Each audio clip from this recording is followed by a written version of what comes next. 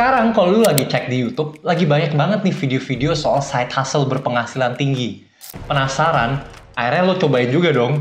Lu mulai kerja menulis freelance, lu mulai dropshipping, lu mulai affiliate marketing.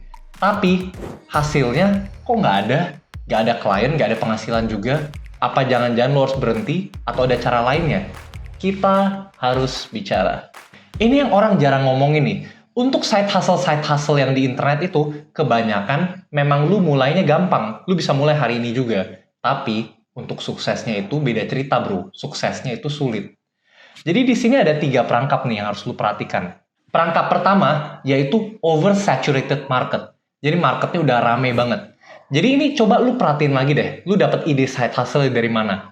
Dari video-video YouTube itu kan biasa atau artikel mungkin. Coba lu lihat lagi, views-nya itu ada berapa banyak nih. Jangan-jangan views-nya sudah ratusan ribu atau bahkan jutaan.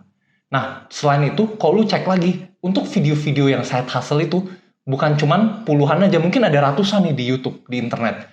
Jadi, untuk kompetitor lu, itu jumlahnya juga jutaan bro, puluhan juta, bahkan mungkin ratusan juta orang. Jadi, kalau misalnya lu susah dapat kerja, ya normal aja.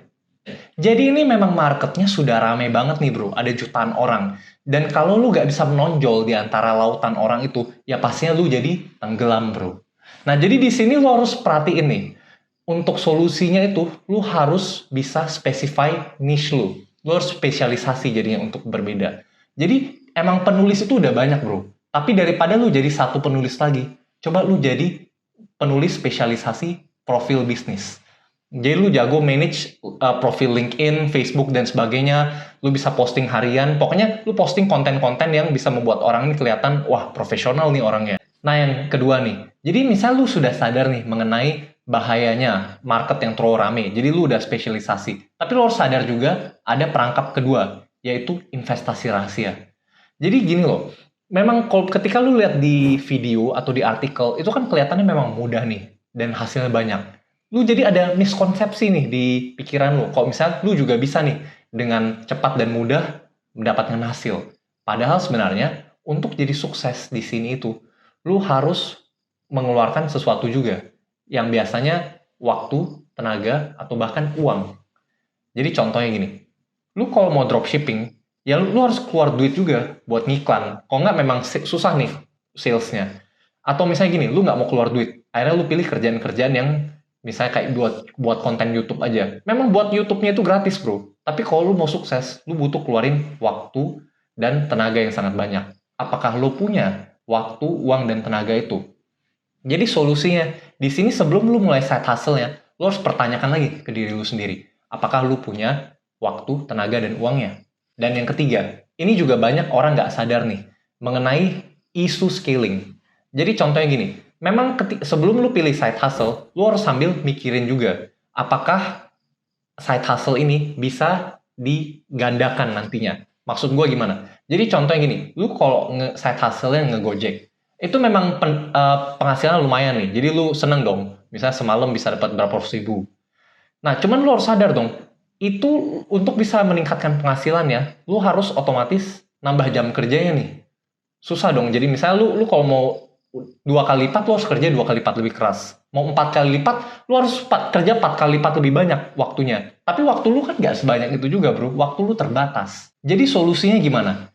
Lu harus sambil kerja, sambil mikirin juga, di gimana caranya agar lu bisa mengembangkan ini, di luar tuker waktu sama uang aja. Jadi contohnya, lu kalau menulis kan, lu bisa menulis harian. Lu menulis buat klien A, klien B, klien C. Jadi kan lu harus nulis terus setiap hari jadinya.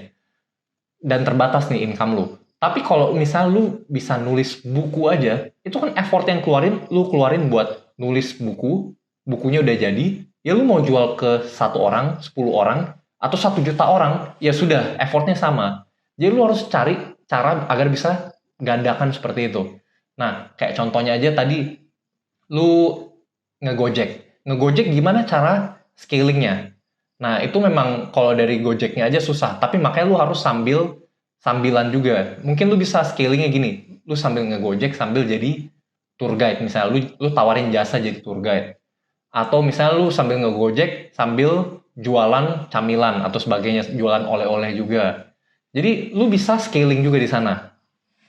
Sekarang kita akan bahas mengenai 5 alasan kenapa side hustle lu bisa gagal. Yang pertama nih, ini yang banyak orang salah itu, banyak orang yang salah pilih side hustle. Jadi memang mereka lihat-lihat, wih lagi ngetren nih side hustle ya. Kayak contohnya misalnya aja, sekarang lagi tren dropshipping alat mesin cuci.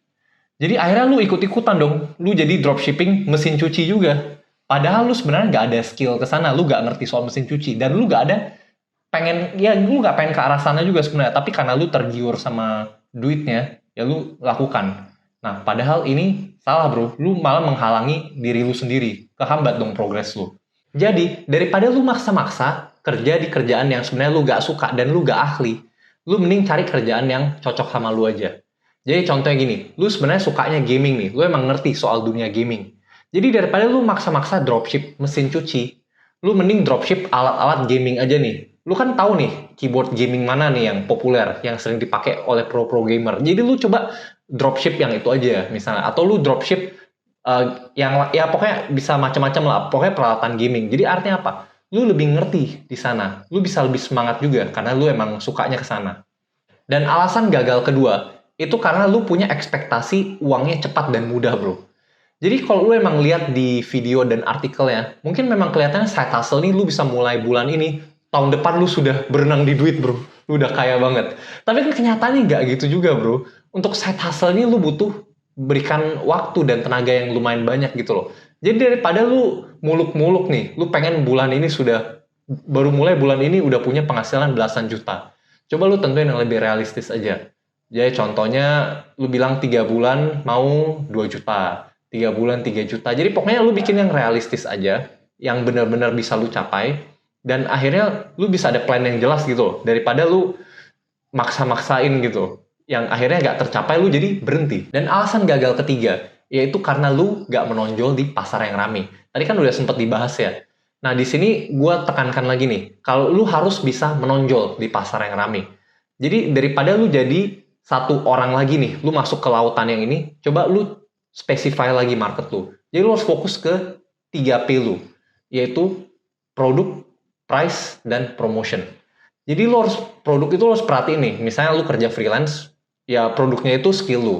Misalnya lu kerja dropshipping, ya produknya itu ya apa yang lu jual. Ya lu harus perhatiin produk yang lu jual ini bener-bener unik, bener-bener berbeda.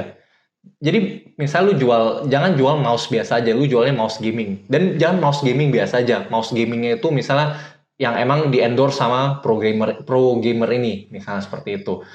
Nah, atau lu menulis juga, jangan menulis apa aja. Lu menulis khusus misalnya spesialisasi kripto aja. Jadi di situ kan lu lebih menarik produk lu. Dan yang kedua, lu harus perhatiin price juga nih. Jadi misalnya orang lain pasang harga 10, lu pasang harga 30, ya lu susah juga bro, pantesan lu gak ada yang milih lu. Jadi lu harus pasang harga yang kompetitif. Gak berarti lu harus lebih murah. Tapi pokoknya lu jangan terlalu gila aja. Kalau misalnya lu mau gila, lu harus bisa imbangin juga dengan produk dan promosi lu yang terakhir. Promosi itu jadi lu harus brandingnya kuat juga dong. Jadi kayak memang kalau misalnya lu brandingnya kayak jualan yang di Tanah Abang sama yang di mahal-mahal gitu, kayak misalnya di mall-mall yang mahal kan ya beda dong. Jadi ini gimana cara lu pinter-pinter branding brand lu biar kelihatannya lebih mahal dan orang mau bayar lebih. Dan alasan gagal keempat itu adalah karena lu menyerah terlalu awal. Jadi gini bro, lu bayangin mulai side hustle itu seperti lu mendorong batu yang sangat besar. Jadi memang di awal lu coba dorong-dorong batu itu memang kelihatannya gak gerak bro. Tapi begitu lu bisa dorong satu kali yang ngepas kan, akhirnya mulai bergulir, nah itu akan lebih mudah. Jadi daripada lu menyerah terlalu cepat, lu coba evaluasi dulu nih, apa yang bisa lu tingkatkan, apa yang selama ini menghambat lu. Jadi lu coba ubah itu, lu coba adjust dulu sebelum lu menyerah. Dan yang alasan gagal terakhir itu adalah karena lu gak punya sistem. Jadi kalau misal lu sering merasa nih side hustle lu berantakan, kerjaannya terlalu banyak nih, gak punya waktu dan sebagainya, itu berarti karena lu gak punya sistem. Semua bisnis itu harus punya sistem, dan bahkan side hustle lu sendiri juga harus ada sistemnya. Jadi lu harus tentuin nih, beban kerjanya gimana aja, berapa yang bisa lu kerjain setiap hari. Jadi lu harus terima kerjaan yang memang sesuai beban kerjaan lu. Lu harus efisiensi lagi nih semuanya. Jadi misalnya lu untuk kerjanya, jadi jangan tiap kali harus lu lakukan dari nol lagi. Coba lu cari cara misalnya bikin template, bikin Apa misalnya yang bisa lu kerjain sehari sebelumnya. Jadi pas hari H, ya gak seberat itu. Jadi apa yang harus lu lakukan agar side hustle lu jalan lagi? Yang pertama, lu harus identifikasi masalahnya dulu. Jadi dari sekian banyak masalah-masalah tadi nih, lu coba cek deh. Ini lu kena masalah yang mana? Jadi apa lu berada di pasar yang terlalu rame? Apa lu meremehkan nih investasi uang, waktu, dan tenaga yang harus lu berikan ke side hustle lu? Atau jangan-jangan lu kurang konsisten? Jadi lu cari-cari lagi nih, salahnya di mana, lu evaluasi, setelah itu lu adjust. Lu adjustnya gini, jadi contohnya misalnya lu dropshipping masih belum jalan nih, coba lu cek lagi deh, apa lu mungkin bisa ganti strategi marketingnya, ganti produknya, ganti brandingnya. Misal lu freelance juga, lu nggak sukses di website A, lu coba website B, C, D, E dong, lu ganti-ganti jadinya. Atau lu ubah profil freelance lu biar lebih menarik dan sebagainya. Dan yang terakhir, yang paling penting juga, ini lo harus komitmen ke plan lo sendiri. Jadi lo harus tentuin sendiri plannya nih. Misal lo mau 3-6 bulan atau bahkan setahun, lo tentuin sendiri. Dan lo harus benar-benar komitmen sama plan itu. Lo jangan berhenti sebelum itu dan lo harus konsisten. Jadi setiap hari lo harus kerjain side hustle lo selama jangka waktu yang lo tentukan sendiri. Banyak yang gagal di side hustle karena berbagai alasan. Tapi dengan penyesuaian strategi, mindset, dan konsisten melakukan, maka kesuksesan menunggu lo. Dari teman-teman sendiri, apa ada pengalaman mengenai side hustle? Kalian pernah coba side hustle apa dan hasilnya gimana? Ayo komen di kolom komentar ya, karena kita pengen tahu juga nih, penasaran. Atau misalnya kalian punya teman atau orang terdekat nih, yang sudah coba side hustle tapi belum sukses. Mungkin bisa coba share video ini ya, agar mereka terbantu juga. Sampai jumpa di video selanjutnya. Terima kasih.